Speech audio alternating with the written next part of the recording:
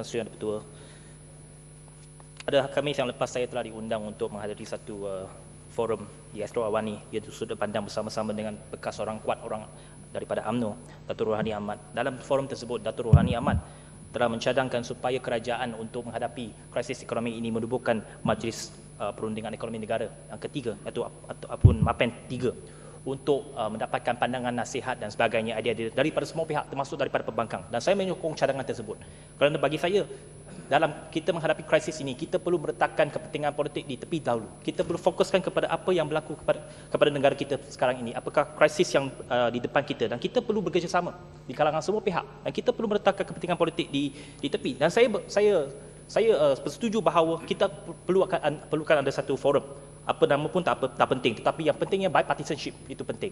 Kita di sebelah sini, saya rasa saya setuju, saya berpendapat bahawa pemimpin-pemimpin Pakatan Rakyat bersedia untuk bersama-sama, termasuk Yang Berhormat Pematang Pau sebagai Menteri Kewangan yang bekas Menteri Kewangan yang banyak pengalaman, bersama-sama dengan Yang Berhormat Ipoh Timur. Di sebelah sini kita ramai-ramai ahli-ahli ekonomi PJ Utara, Machang dan Kuala Selangor. Bersama-sama, kalau kita boleh membentuk satu majlis ekonomi negara, perundingan ekonomi negara, kita boleh bersama-sama duduk untuk membincangkan apakah yang boleh dilakukan untuk menghadapi krisis ini. Dan saya yakin di sebelah sana ramai juga yang berhormat Batu Pahat sebagai seorang yang bergelar doktor, yang berhormat Kuala Kangsar yang banyak pengalaman, ramai lagi. Kita boleh duduk bersama-sama kalau boleh.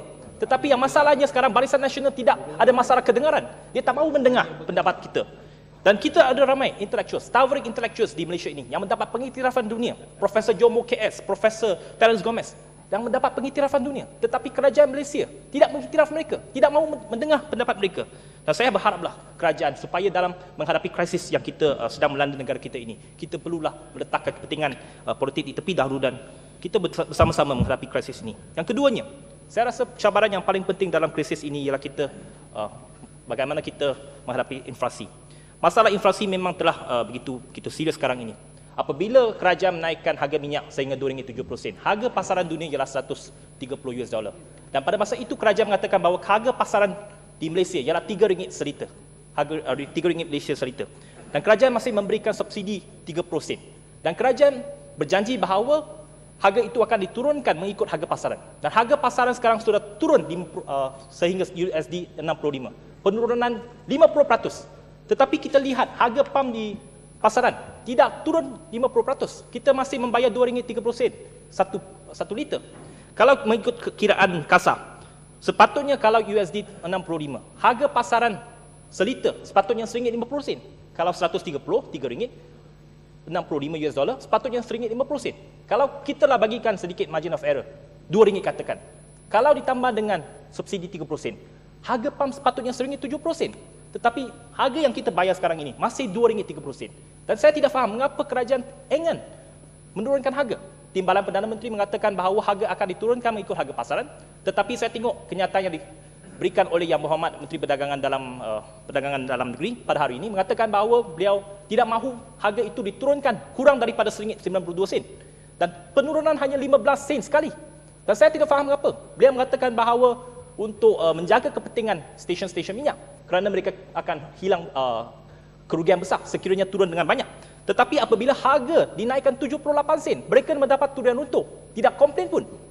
Jadi mengapa hanya apabila penurunan harga itu tidak diberikan?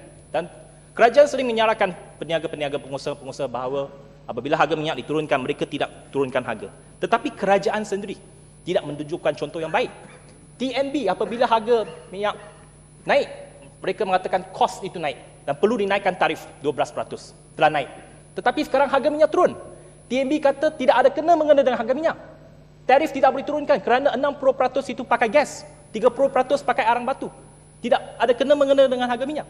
Itu saya rasa ada satu contoh yang tidak baik yang ditunjukkan oleh kerajaan. Dan saya berharap kerajaan boleh mengkaji semula, mengarahkan TNB supaya mengkaji semula tarif, supaya tarif itu akan diturunkan untuk kepentingan dan juga kebajikan orang ramai.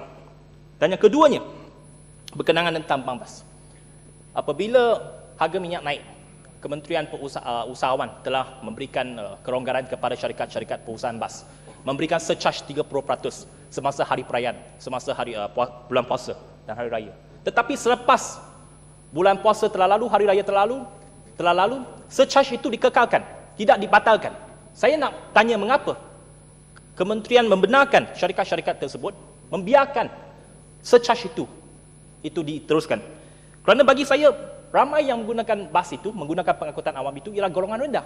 95% yang di bawah, yang berpendapatan rendah, kerajaan tidak jaga.